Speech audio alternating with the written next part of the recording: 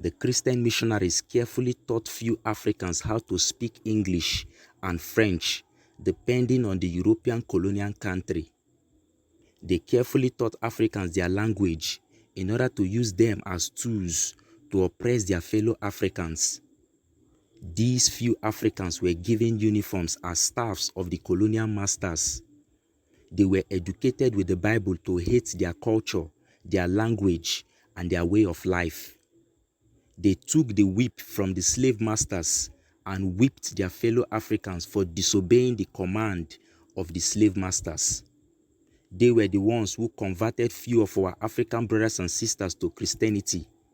And they were the ones that took the slave masters to our traditional shrines and holy places where they burnt it down.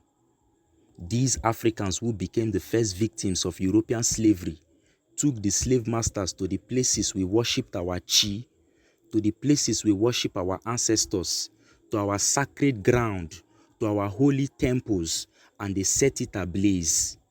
One of these Africans was Ajayi Crowther, a man sold into slavery when he was 12 years old. Later was taken to Sierra Leone, where he was baptized and indoctrinated into hating everything his ancestors taught him about African tradition.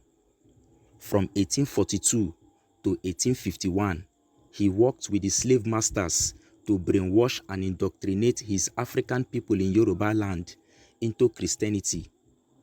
He was the one who took the slave masters to our holy places and destroyed that which we cherish. And in return, the slave master ordained him the first bishop of Africa. This man betrayed his people and is one of the reasons why Christianity took a strong hold on Africans. The slave masters knew that Christianity is the easiest tool to break the lion in Africans. King Leopold II of Belgium knew this since 1885 to 1907.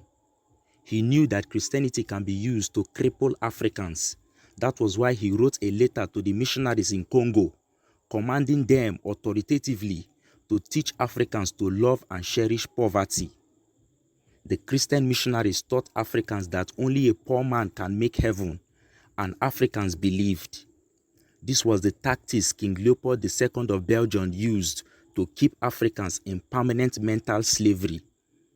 The same Christian missionaries who claimed that they stopped the killing of twins in Calabar, Nigeria, and who claimed that they brought Jesus Christ to save us from darkness and backwardness, were the ones who forcefully raped African young girls in the slave ship, were the ones who gave out African babies as food to their alligators, and they were the ones who drowned over 15 million Africans to death in order to save their slave ship from sinking.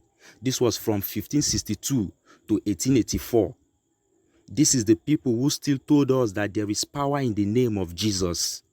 I tell you, black man, there is no power in the name of Jesus. And the white man is aware of this knowledge, which was why he enslaved you for over 400 years.